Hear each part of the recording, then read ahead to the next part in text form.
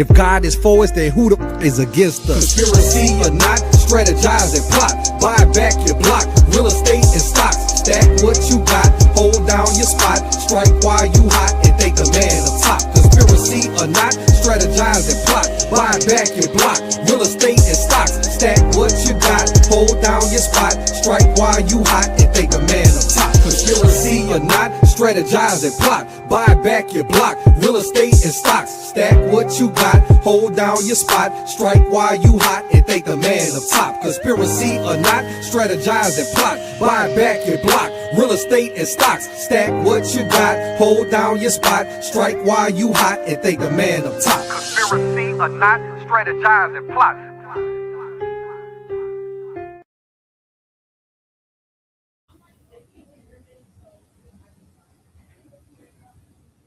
Welcome to the Wealth Mindset with JD Garnier.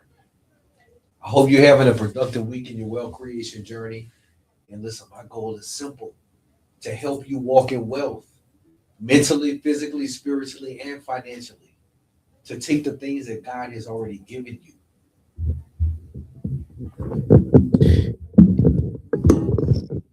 and use those to create a life of purpose.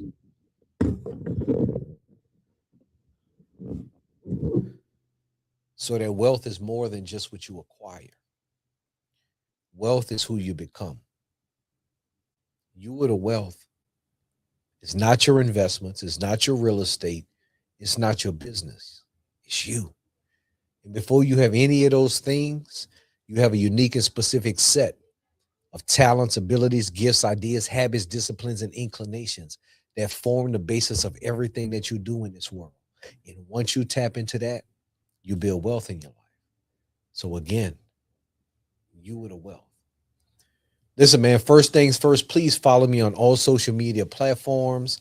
I am on YouTube, Facebook, Instagram, TikTok, and Twitter at JD Garnier or Garnier JD. Please follow, like, subscribe, and share.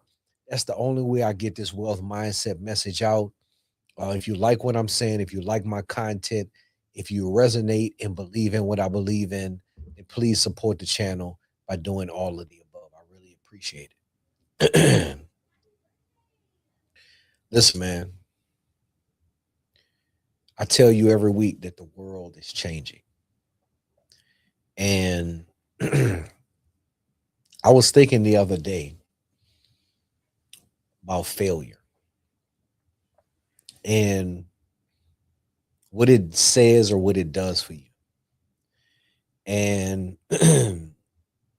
for people don't know, that don't know, I once had a basketball career. I was all state, I was all district in high school. I was a scholarship athlete in college. I was the team captain. I was a 4-year scholarship athlete. You know, that was my life for a very, very long time. But when I first started, I failed. And I remember the day that I tried out for the local AAU team. And it was all of the top players from all of the local park teams that were assembled in the gym. And we were supposed to be trying out for this all-star team. It was an AAU team that was going to be traveling. And I was confident. I just knew I was the man. I was the best player on my local park team. You know, and I just knew I was the man. And so I was competing against all the other kids around the city and the neighborhood, you know, a lot of kids that I knew that I had competed against. And at the tryout, it was about an hour long. We basically did some drills. I think we did some scrimmage. And at the end, the coaches said, okay, we're going to call the names of all the kids that made the team. And the kids and the parents are just sitting in the stands, and you know, they just start calling names, and they call the first name off the list. And I'm like, okay, yeah, he should have made it. He real good. And they call the second kid on the list, and I was like, okay, yeah, I knew he was gonna make it. And they just start calling name after name, and I'm waiting to hear my name, and I'm just like, I know I made it. I know I'm good. And they call name after name after name, and it gets down to the last one. And Every time they call a name, the kids have to get out the stands and go stand by the coaches because they're going to have a separate meeting on their own. And so I'm seeing all of my competitors. I'm seeing all the kids I know from school, the kids I've been competing against. And all of the ones that have made the team are going in.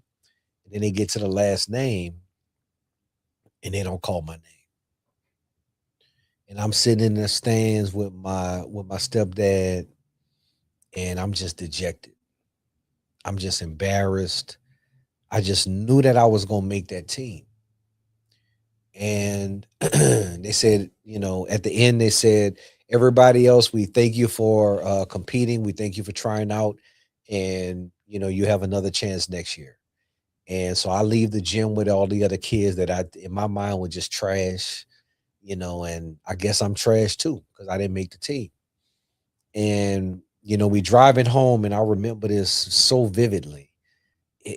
For whatever reason, I felt like it was raining outside, and I was in the back seat, and my stepdad is driving me home, and I'm just in the back seat crying.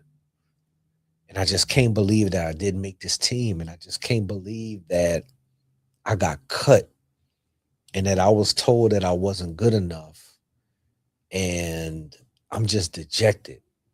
It's just a low point, and it felt like the longest drive home. And when we got home, I remember he pulled in the driveway, and he got out, went in the house, and I got out slowly, got my bag, got my basketball, and I was about to go inside and just kind of be sad and sulk. And for whatever reason, I looked backwards, and I looked in the driveway, and I saw the basketball go. And instead of me going inside and being sad and, feeling sorry for myself, I just started practicing. I just started working on my game. I just started visualizing all of the things that I had did wrong at that tryout, and all the shots I had missed, and all of the opportunities that I didn't take advantage of. And I just started working on my game. And I remember being out there in the driveway, angry and hurt and upset, but determined that I would never put myself in a position again where somebody could cut me. I made a decision in that driveway that whatever situation I was in, I was never going to be unprepared. I was never going to be in a position where somebody would say I wasn't good enough. And I remember practicing and working on my game all night until I broke a whole nother sweat. And after that, not only did I make the team next year, but I was the MVP in multiple tournaments. And again, I went on to be all district and all state and play on one of the best teams in the city and be a scholarship college athlete.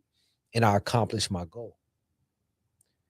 And my point of telling that story is that failure tells you a lot about yourself. When you fail at something, it tells you who you are. It tells you if that thing is something that is connected to you or is something that you just tried out. Because if it was something I didn't care about, if it was something that I wasn't determined to do, I would have failed at it and I would just found something else to do. But that failure in that moment gave me a determination. And it taught me a lot about myself, and it showed me that when I want something and when I commit to something, and that summer after I got cut, I was working on my game day in and day out. I was perfecting my craft. I was shooting 500, 1,000 jump shots a day. I was getting as good as I could get so that I would never be in a position to be denied my desires, to be denied my purpose. And so failure will tell you a lot about yourself. And I took that principle along with me throughout life when I faced other challenges, when I faced other walls where there was an opportunity for me to be denied. whether it was professionally, whether it was anything that I was trying to do, I knew that failure was the lesson that I had to learn for me to commit, for me to put the work in that was necessary to overcome that denial. And I told that story for anybody who's failed at something, right? If you've been denied, if you've been rejected, if you've been cut, listen, if this thing is a part of your passion, if it is a part of your path, if it's a part of your purpose, then that failure should only act as fuel. It should only act to ignite your determination. It should only act to ignite your commitment to that thing so that you put yourself in a position where you are so good, where you are so valuable that you can't be denied. Where you're so good and you're so valuable that they can't tell you no. I never got cut from a team again after that. I was a starter on every team I played after that. I used that failure as fuel to ignite my passion, to ignite my focus, to ignite my commitment. And so you have to push past the failure.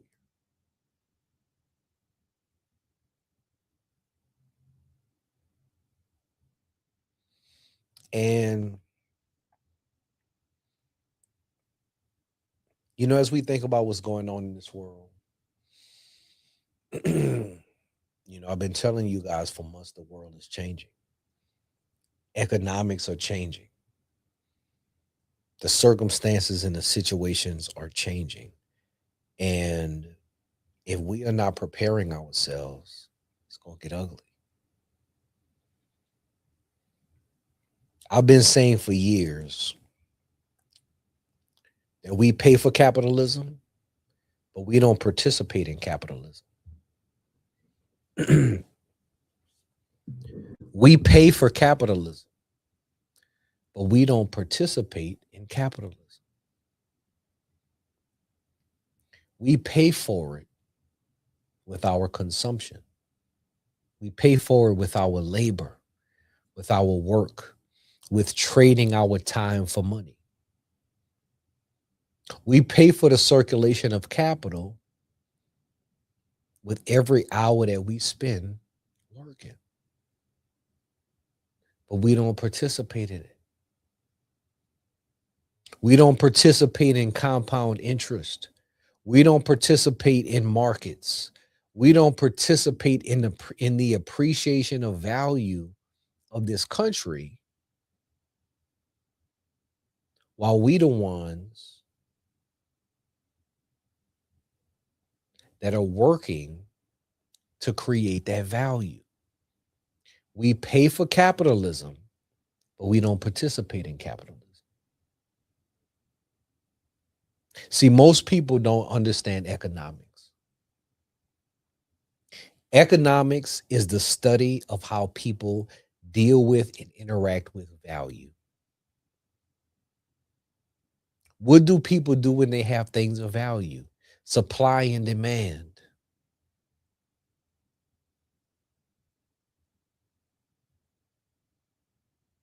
That's what economics is. And in order for an economy to work, you have three requirements. You have three components. You have the people, you have the ideas, and you have the capital. The people are the workers. The people are the consumers. And unfortunately, for whatever reason, as a community, we get stuck in the people part of the economy.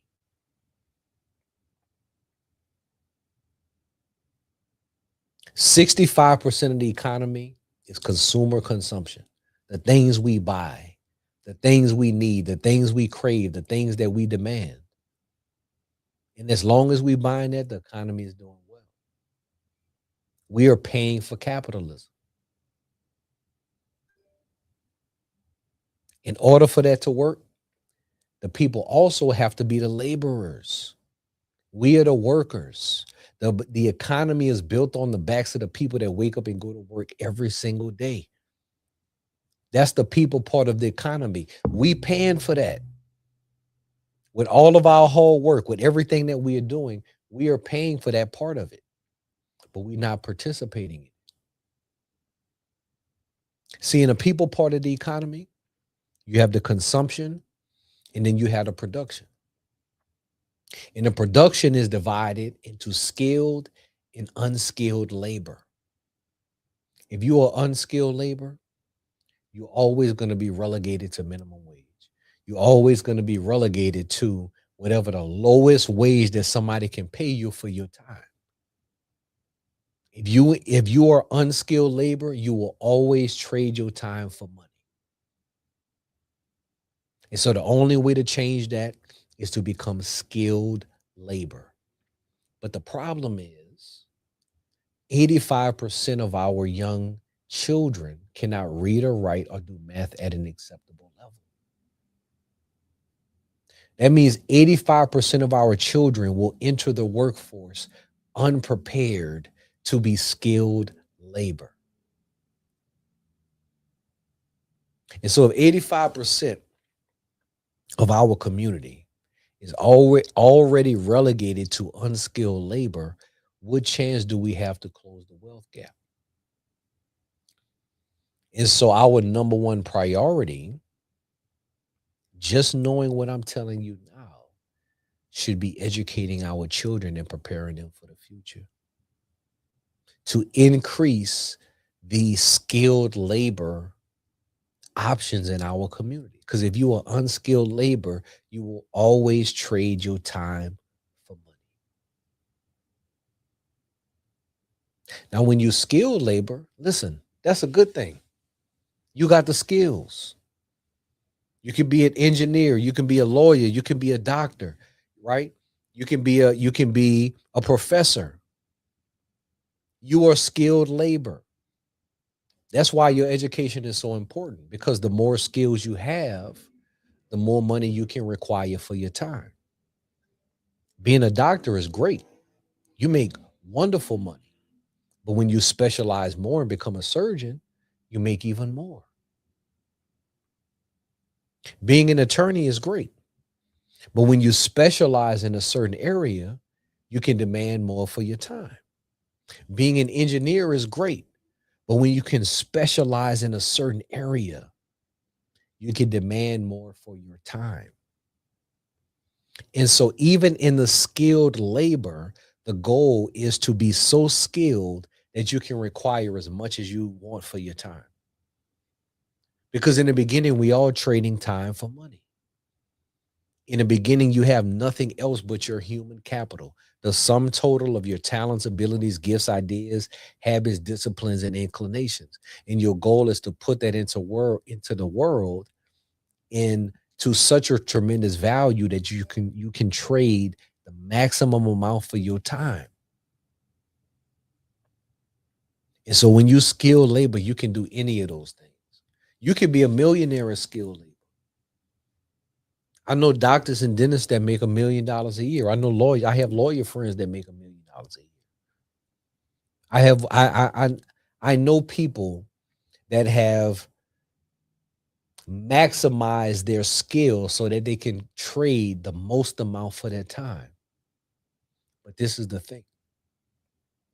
You can get rich being a worker. You can get rich being so skilled at something that somebody's willing to pay you millions of dollars. But you can't build wealth. Because as long as you're trading your time for money, the moment you stop working, the money stops. And so if we only stick to the first part of the economy, the people part of the economy, where we are the consumers and the workers, we cannot build wealth. And so the next phase of an economy are the ideas, the innovations, the entrepreneurs, the business owners. That is a requirement of an economy to grow. The people that are willing to take a risk on an idea.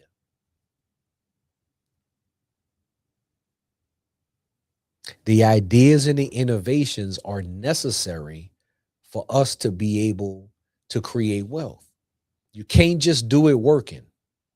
Let me be clear about that. You cannot just build wealth in your life as a worker. The next phase is the ideas and the innovations, the business owners, the creators of value. When you start a business, you are creating something that's never existed before. I don't care if it's 1,000 other fried chicken restaurants in your city. They don't fry it the way you do. And so you are creating something that has value. The more people that see value in the thing that you're creating, the more money you make. And so being a business owner gives you the opportunity to take an idea and make it something of value in the real world. You can take an idea and make it a multi-million-dollar idea with the right execution. Or you can take that idea and invest in it and lose everything. The ideas and the innovations are performed by the risk takers, the people that are willing to take a risk. We need that risk. Whether you fail or whether you succeed, we need you to be able to take a risk on your idea. We need you to create things of value. And once you create a business that enough people see value in, now you have something that has value on its own. That's the whole goal of being a business owner, is to create something that has value by itself. You think Jeff Bezos has to go into Amazon every day? No. He doesn't have to go and make sure the lights on and make sure the doors are unlocked. He's created something of value that stands separate and apart from him. You think Elon Musk has to go into Tesla and make sure the factory is working every day? No. He has created an asset that has value separate and apart from himself. And so when you start a business, when you open a restaurant, when you open a practice, when you open a line, when you open a brand, the goal is to create something that has value separate and apart from yourself. And then once you have a business that has value, you can sell it on the open market or transfer that to your children. See, the unfortunate thing in our community, number one, is that 85% of our businesses fail within the first 18 months. But secondly, we have over 3 million businesses in our community, and 95% of those businesses are single owner businesses, meaning they owned and ran by one person. So if something happens to that person, it doesn't matter if it's a multi-million-dollar business. The value dies with that person. Only 5% of our businesses have employees. And so the goal is, how do we take that value of everything that we've created and how do we make it separate from the owner? Something that we can sell on the open market, that we can get value from. It's something I call a HBCU process. From hustle to business to company to unlimited value. See, most of us stuck in the hustle phase. With any business that we run right now, we stuck in the hustle phase. A hustle is nothing but an informal, unorganized business. But a business is nothing but a formalized, organized hustle. And so once you find something that you're good at, once you find something that you know how to make money doing, the goal is to formalize it and organize it. Otherwise, it's just a hustle. Otherwise, you just ripping and running and doing everything, but it has no value outside of your ability to hustle. And listen, I know people that make millions of dollars hustling. I know people that just got the gift. They know how to hustle. But the problem is that business has no value outside of themselves. Once they get tired, once they stop hustling, the money stops. And so the first step in creating value is to take that hustle and formalize it and organize it. The first thing you want to do is formalize it in the eyes of the law and in the eyes of the legal community. You want to formalize the business so it is legitimate in the state that you live in. You have your formalized documents. You are a legitimate business entity, and so you can take advantage of all of the benefits of a business owner. But the second thing you want to do is formalize it in the eyes of the financial community, right? You want to have all of your documents together. You want to have a bank account. You want to have an accounting system. You want to formalize that business so it is legitimate, because you cannot grow a hustle. You cannot sell a hustle. And so formalize that business is the first step. And then the next step is to organize it. Create a repeatable and consistent process so that every customer or client experience is consistent.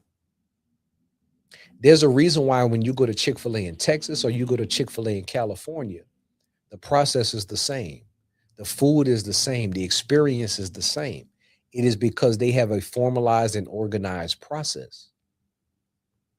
You don't want to be in business and one client or customer has this experience and the other has this type of experience with you, because now you don't have a consistent process.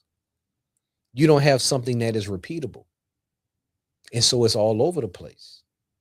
And so once you formalize, you want to organize and have a consistent and repeatable process. I don't care if you're a barber or you do hair, you sell t-shirts, you sell insurance, whatever you are building, you want to have a consistent and repeatable process, something that has expected value. That's the first step, to turn that hustle into a business. Now that you have a business, now that you have something that is formalized, now that you have something that's organized, guess what? The next step is to turn that business into a company. Because even though you formalize and organize, you're still doing everything. You still have to be there when the lights come on. You still have to be there to take care of every transaction. You have to talk to every client. So now that you have a formalized, organized process, how do you take that business and turn it into a company? How do you take it and turn it into something that has value separate and apart from yourself? Because you can run a business, but a company needs to run on its own. And I tell people this all the time because I advise business owners on how to prepare their companies to be ready for sale. And the value of a business lies in its independence from the owner. Meaning, the more that business can run without your involvement, the more value it's going to get on the open market. Because if somebody wants to buy your business, why would they buy your business if you're doing everything and then now they got to buy it and now they have to do everything? They buying a job. And so the goal is to turn that business into a company. You do that by automating, delegating, and separating. Automate, delegate, and separate yourself from that business.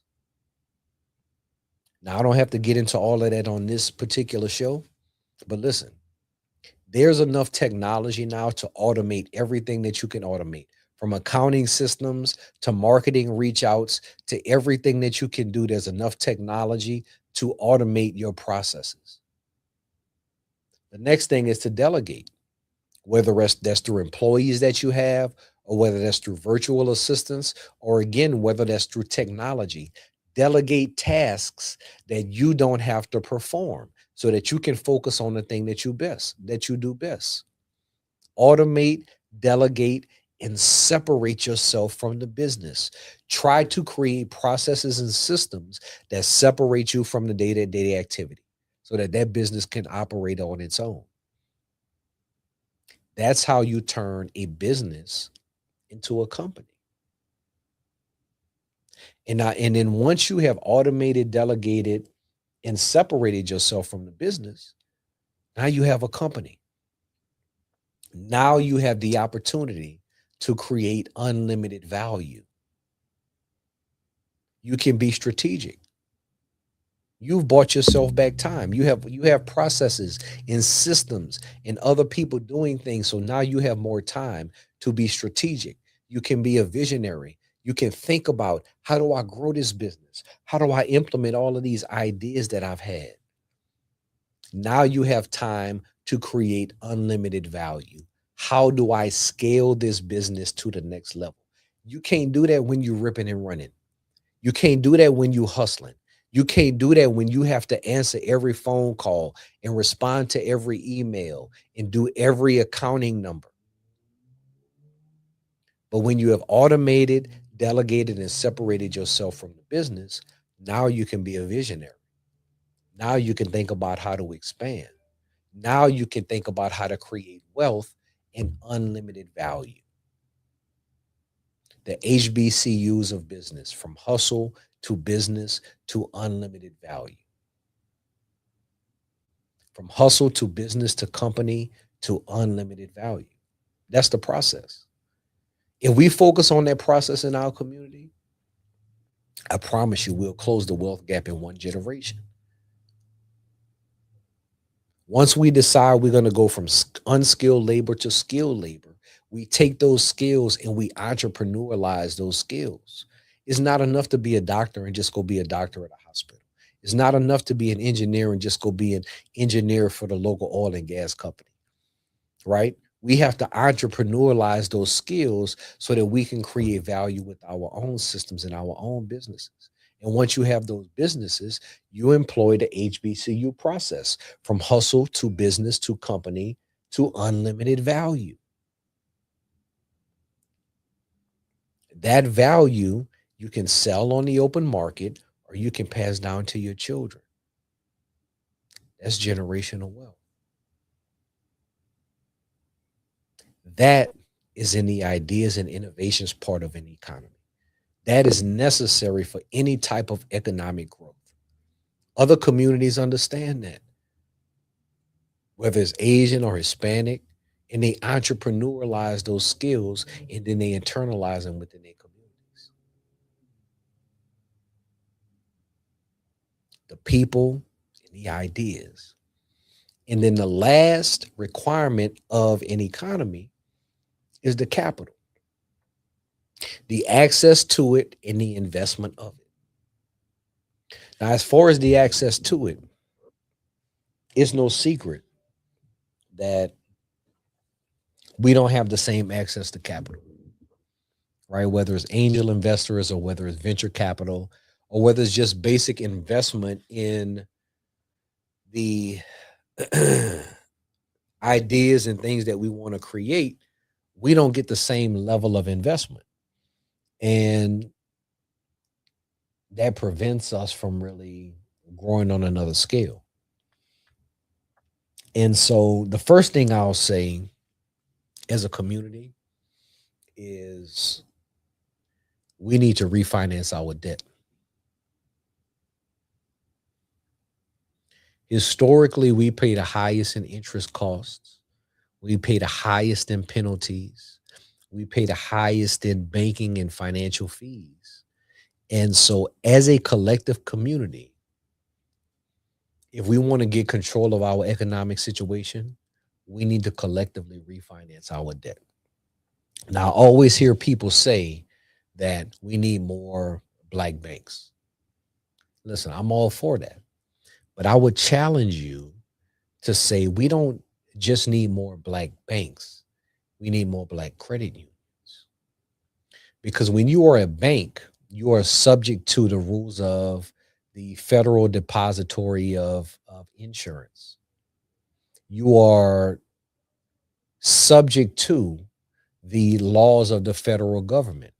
When you are a bank, you need at least $50 to $100 million in capital just to be sustainable. You are subject to the rules of the Federal Reserve.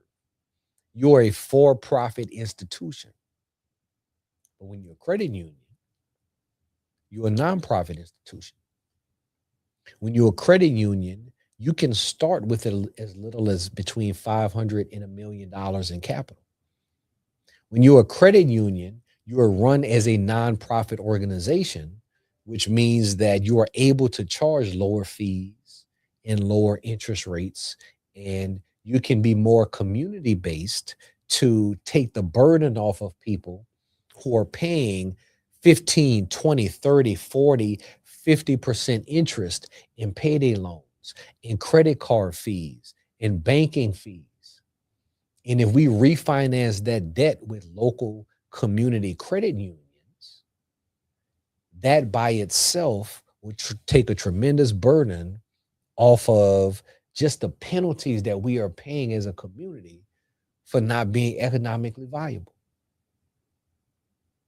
And so, in terms of access to capital, if you are a wealthy person, if you're a person that wants to change your community, I wouldn't necessarily think about investing in Black banks. I would think about investing in Black credit unions.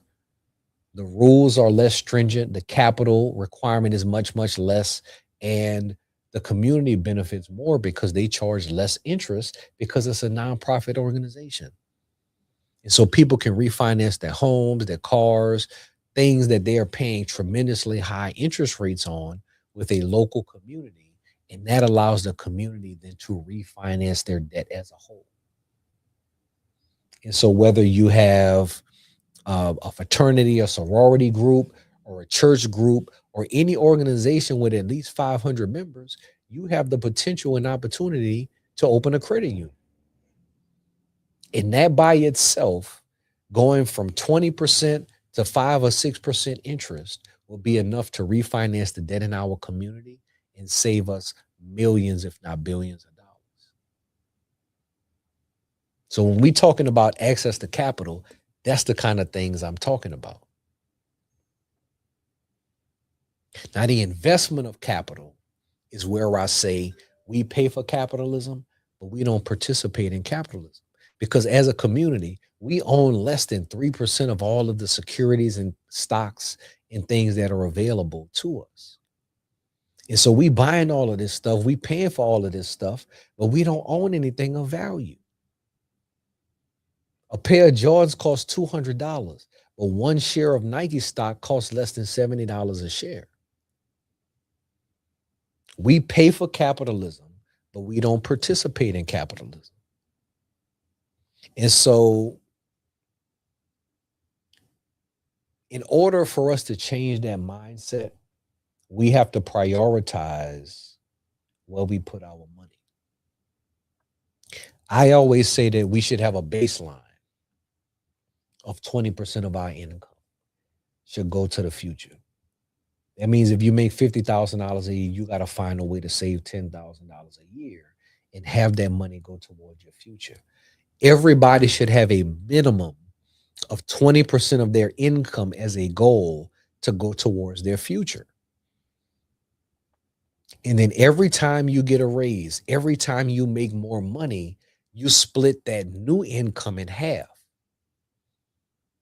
So if you're making $50,000 and you get a $10,000 raise, that new $10,000, you're not saving 20% of that. You splitting that in half. 5,000 of it you can go have fun with, but that other 5 is going towards your future. And that systematic, that continuous commitment to putting away capital towards the long term is how you build wealth. You're not just going to get a check for $1 million. You have to consistently plant seeds so that those seeds manifest themselves into wealth. That's the only way you're going to do it. And so start with 20%. And then as your income increases, every increase, you split it in half. When I first started as a professional, I wasn't making a lot of money. I was saving $100 a month. Every time I made more money, I increased that to 200, to 500, to 1,000, to 1,500, to 5,000, to 10 grand. To now, I have tens of thousands of dollars every month going towards my investments that I don't even see. But I started with a little. I started with the mindset. I was committed. And that compound interest is what y'all don't get. Compound interest is one of the most magnificent mathematical phenomena that is available. Because when you invest money and you get a rate of return on that money, that rate of return compounds not only on the money that you put up, but on the money that you earned. And then year after year, it becomes a snowball effect to where the numbers expand and compound. And you get astronomical results. But you have to start with a little.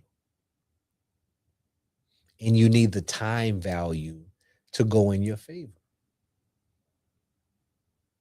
It starts with how you think. You're not going to become rich overnight. You're not going to become wealthy with one idea or one moment. It has to be consistent. You never see a tree grow. Then one day you look up, you say, man, that tree used to be down here, and now it's way up here. That's how you build wealth. You never see wealth grow. You just consistently commit to the harvest. And then one day you look up and you have enough to feed you and your family forever. That's how it works. But we got to stop paying for capitalism, and we have to participate in capitalism in all three phases of the economy: the people, the ideas and the innovations, and the capital. And if we do that, we can close the wealth gap in one generation. Now, listen, man, I've been talking to y'all for a minute. I appreciate your time. I appreciate your love. If you're watching this long, please follow, like, subscribe, and share. And remember, change begins from within.